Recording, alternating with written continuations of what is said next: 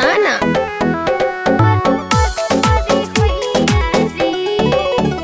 जवन कोइले बड़ो काल हमरा से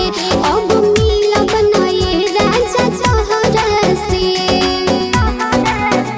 कान खोल के सुन ले हाँ जवन कोइले बड़ो काल हमरा से अब मिलब नए राजा तोहरा से दूर सूती जाके आज सोहिया जी भेरी न सोहती दूर तनी होती दर्द करे करी होइया जी भेरी न सोहती दूर तनी होती दर्द करे करी होइया जी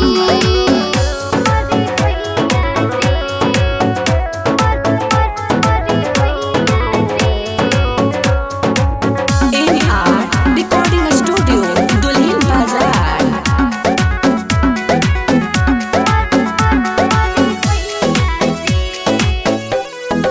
ना जाने कैसन रौरा होई मरद जी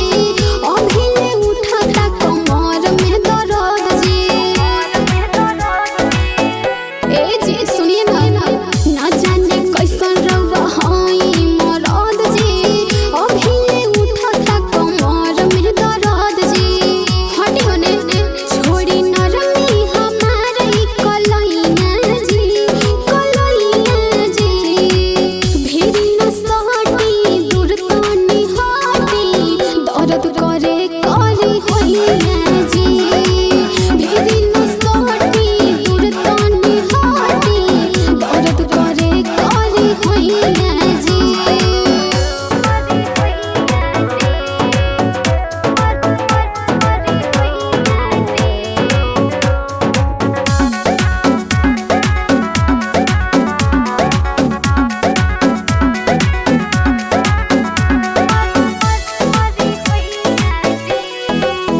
नेहा के बात मानी मुकुल मनमीत जी काहे रवा बनिले उतना अब ढीठ जी ए जी हाँ नेहा के बात मानी मुकुल मनमीत जी काहे रवा बनिले उतना अब ढीठ जी मानबती ना बल्लू बाड़ा तो कक्का निरदैया जी निरदैया जी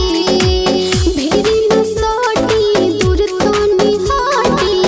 दर्द करे करी होइया जी भेरी न सोटी दूर तनी हटी